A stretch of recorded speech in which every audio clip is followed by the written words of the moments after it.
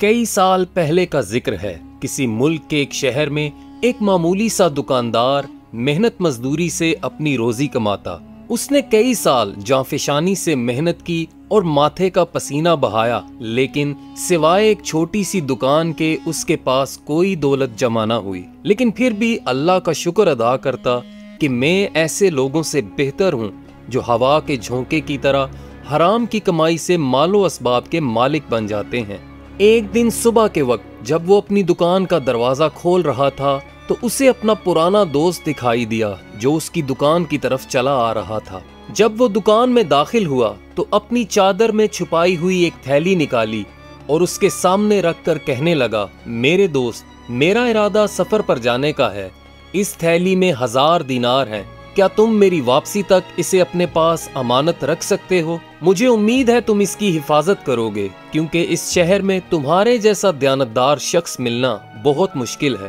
دکاندار کہنے لگا، اپنی تھیلی میرے حوالے کر دو اور نہایت راحت و اطمینان کے ساتھ سفر پر چلے جاؤ۔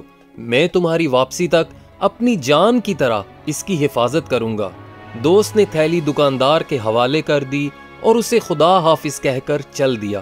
اس کے جانے کے بعد دکاندار بھی اپنے کام میں مشغول ہو گیا اور کپڑے کے تھان کرینے سے سجانے لگا۔ ابھی تھوڑی دیر بھی نہ گزری تھی کہ 2-3 نوجوان اس کی دکان کے سامنے آ نکلے جنہوں نے نہایت عمدہ اور قیمتی لباس پہن رکھے تھے۔ ان کے چہرے سے تکبر اور غرور کے آثار نمایاں تھے۔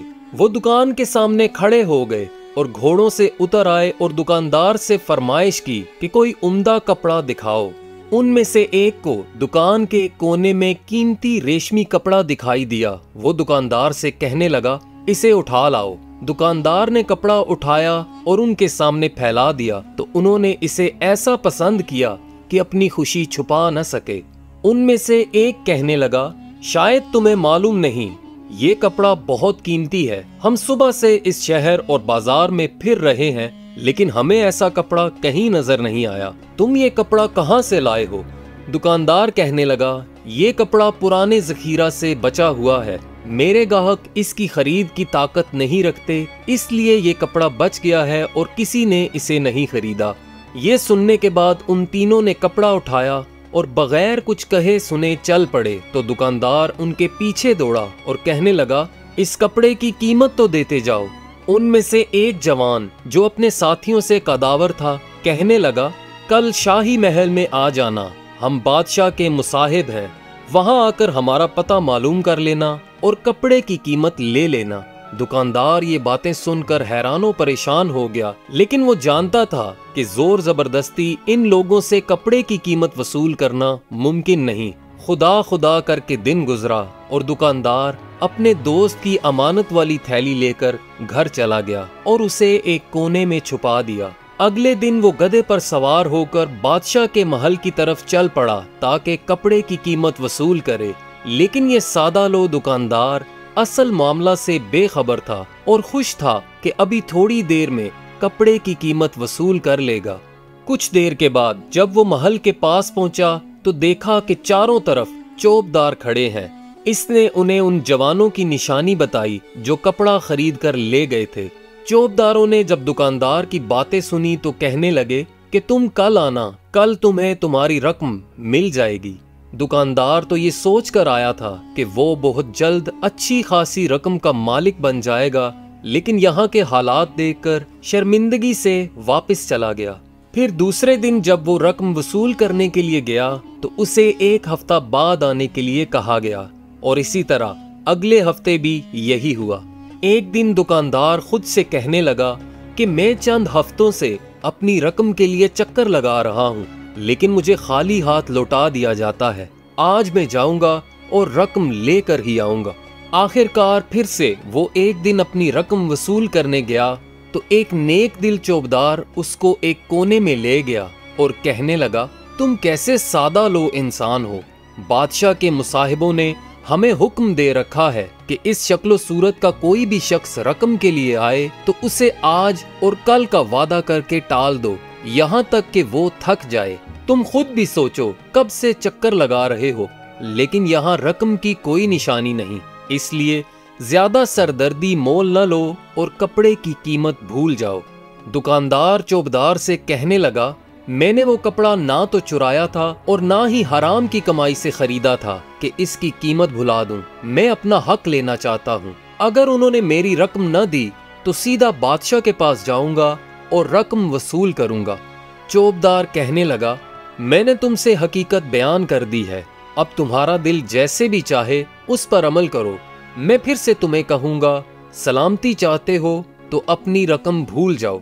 चौबदार की बातें सुनी तो दुकानदार परेशान हो गया, लेकिन फिर भी वो नाउम्मीद ना हुआ। उसे उम्मीद थी कि किसी दिन वो उन्हें गली कूचों में तलाश कर लेगा और उसे उसकी रकम मिल जाएगी। दुकानदार का अंदाजा भी गलत न था। इत्तफाक से एक दिन उसने अपनी दुकान बंद रखी और कहीं सफर पर जा रहा था कि उसने देखा कि वही जवान घोड़ों पर सवार हैं और निहायत तेजी से कहीं जा रहे हैं। वो आगे बढ़ा और मुस्कुराते हुए उन्हें सलाम किया और अपने कपड़े की रकम तलब की। उन्होंने जब दुकानदार की बातें सुनी तो कह कहे लगाकर हंसने लगे और एक आगे बढ़कर कहने लगा, क्या पागल हो गए हो? कौन सी रकम, कैसा कपड़ा? दुकानदार ने अपनी सादगी से पूरा वाकया दोबारा सुनाया और अपनी दुकान की निशानी बताने लगा तो उनमें से एक जवान कहने लगा, क्या हम तुम्हारे मामूली कपड़े के मोहताज हैं? अगर हमें ऐसी चीज की जरूरत हो तो हम हुक्म देते हैं और वो चीज हमारे लिए हाजिर कर दी जाती है। हमें इतनी फुर्सत नहीं कि बाजार जाएं और तुम्हारे जैसे मामूली दुकानदार से कपड़ा खरीदें। उन्होंने इतना ही कहा और घोड़ों की बागें खींच कर चल पड़े। दुकानदार ने जब देखा कि उसकी रकम डूब रही है तो वो आगे बढ़ा और एक जवान के घोड़े की लगाम पकड़ ली और उसे जमीन पर खींच लिया। जल्द ही उन दोनों में हाथापाई शुरू हो गई।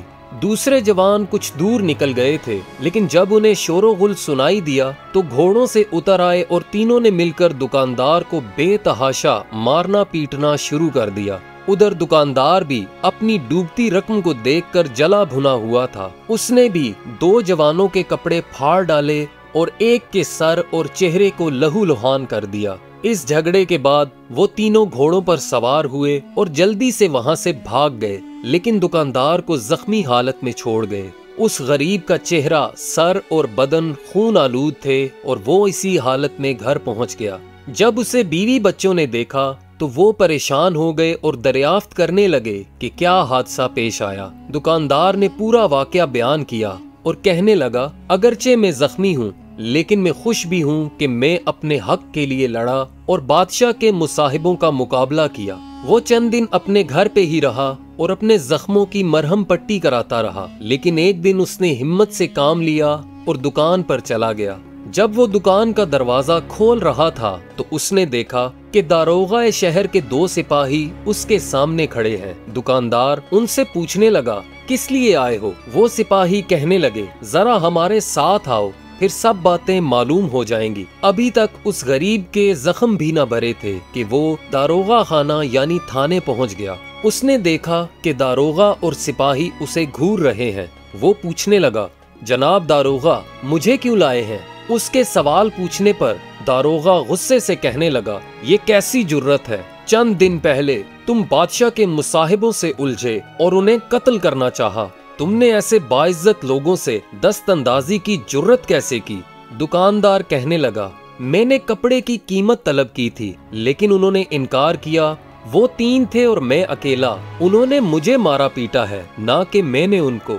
दारोगा कहने लगा, क्या तुम एक मामूली सा कपड़ा उन्हें हदिया के तौर पर नहीं दे सकते थे? क्या बादशाह सलामत तुम्हारी हिफाजत की खातिर इतना हक भी नहीं रखते कि उसके मुसाहिब तुमसे एक मामूली सा कपड़ा ले सकें?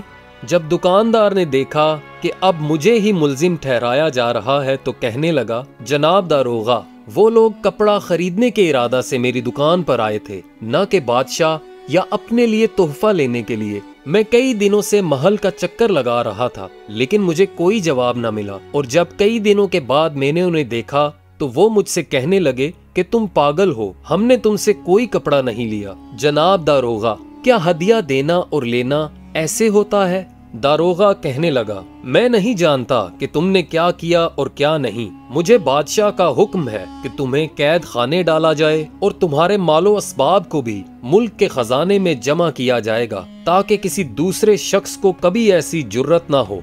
दारोगा की ये बातें सुनकर दुकानदार की आंखों से आंसू जारी हो गए। जब दारोगा ने उसकी आंखों में आंसू देखे तो कहने लगा, चूंकि तुम मस्कीन और सादा दिल इंसान लगते हो, इसलिए मैं तुम्हें कैद खाने नहीं भेजता और बादशाह से इसकी जवाबदही मैं खुद कर लूंगा, लेकिन तुम्हारा मालो असबाब हर हालत में जब्त होगा। तुम्हारी दुकान में जितना माल है अब उससे तुम्हारा कोई वास्ता नहीं, इसलिए अब जाओ और अपने बाल बच्चों की फिक्र करो। दूसरे दिन सुबह बादशाह के कारिंदे आए और दुकानदार की नजरों के सामने दुकान में जितना मालो असबाब था उठा कर ले गए और उसे तन्हा छोड़ गए। दुकानदार की दुनिया उजड़ चुकी थी और वो खाली हाथ रह गया था और कुछ देर अपनी दुकान के सामने बैठा रहा और सोचता रहा कि जिस तरह भी हो उसे कोई काम तो करना ही है ताकि उसकी बीवी बच्चे भूखे ना रहें। वहीं बैठे बैठे उसे दोस्त की वो अमानत यानी थैली याद आई और वो अपने आप से कहने लगा, मेरे दोस्त को मुझ पर एतमाद है कि मैं उसकी अमानत में खयानत नहीं करूंगा, इसलिए मैं इस थैली से कुछ रकम कर्ज के तौर पर ले लेता हूँ और इसे अपनी तिजारत में लगाऊंगा, और जब मेरी हालत सुधर जाएगी तो अपने दोस्त की रकम इसी थैली में वापस रख दूंगा। जब वो घर पहुंचा तो उस कोठड़ी का दरवाजा खोला जिसमें उसने थैली छुपा रखी थी, लेकिन जब उसने थैली को खोलना चाहा तो उस पर खौफ तारी हो गया। वो खुद से कहने लगा, मुझे कैसे मालूम कि मेरी तिजारत फूले फलेगी और मैं ये कर्ज वापस कर सकूंगा। शायद ये रकम मेरे दोस्त की मलकियत ना हो और उसके पास भी किसी ने अमानत रखवाई हो। क्या इसमें से कुछ रकम लेना दुरुस्त होगा? कहीं मैं अमानत में खयानत करने तो नहीं जा रहा? नहीं, मैं ऐसा नहीं करूंगा और अपनी मुश्किल को हल करने के लिए कोई दूसरा रास्ता इख्तियार करूंगा। ये सोचकर दुकानदार ने वो थैली वहीं पर वापस रख दी और चंद जानने वाले लोगों से कुछ रकम बतौर कर्ज हासिल कर ली। उसने इस रकम से कई किस्म का कपड़ा खरीदा और उसकी बंद दुकान में दोबारा रौनक लौट आई। दुकानदार पुरुमीद था कि बहुत जल्द उसकी हालत सुधर जाएगी और वो अपने दोस्तों का कर्ज अदा कर देगा, लेकिन उसकी किस्मत ने उसका साथ न दिया। जिन लोगों से उसने कर्ज हासिल किया था उनमें से कुछ तो साबिर और बाहौसला थे, इसलिए उन्होंने कर्ज की वापसी का मुतालबा न किया, लेकिन एक दो ने बेसब्री का मुजाहरा किया। वो रोजाना उसके पास आते और अपनी रकम का सख्ती से तकाजा करते और दुकानदार भी शर्मिंदगी से अपना सर झुका लेता। अब दुकानदार ने इरादा किया कि चंद दिन अपनी दुकान बंद रखेगा ताकि कर्ज ख्वाहों के रोज रोज के मुतालबे से कुछ देर बचा रहे, लेकिन वो परेशान भी था कि अगर वो ऐसे घर बैठ गया तो बीवी बच्चों का पेट कैसे पालेगा। दुकानदार शहर के बाहर एक चक्की बान को पहचानता था जो इसके बाप का देरीना दोस्त था। जब वो उसके पास पहुंचा तो उसे अपना पूरा किस्सा सुनाया और उस चक्की बान से दरखास्त की कि वो कुछ अरसा तक यहीं मजदूरी करेगा। चक्की बान ने जब दुकानदार की बातें सुनी तो कहने लगा, ऐ बंदा खुदा, मुझे कोई एतराज नहीं, जब तक तुम्हारा दिल चाहे यहाँ काम करो। क्या तुम आटे की बोरियां इधर उधर रख सकोगे? दुकानदार कहने लगा, मैं हर काम के लिए तैयार हूँ, अगरचे चंद दिन वाकई सख्ती के होंगे, लेकिन कुछ वक्त में मैं इसका आदी बन जाऊंगा। लेकिन मुझे उम्मीद है कि खुदा मेरी मुश्किल आसान करेगा और मैं जल्द अपने असल काम की तरफ लौट जाऊंगा। फिर उसी दिन से वो दुकानदार चक्की बान के पास काम करने लगा। अगरचे इससे पहले वो ऐसा सख्त काम करने का आदी न था, लेकिन इसके बावजूद वो खुश था कि खुदा के बंदों के सामने उसे बेइज्जत नहीं होना पड़ा। चंद दिन वो वहाँ काम करता रहा और कर्ज ख्वाहों के मुतालबा और उनका सामना करने से बचा रहा, लेकिन चक्की बान के पास जाकर भी उसकी मुश्किलात कम न हुई। एक दिन उसे चक्की के सामने शोरो गुल और शिकवा और शिकायत की आवाजें सुनाई दी।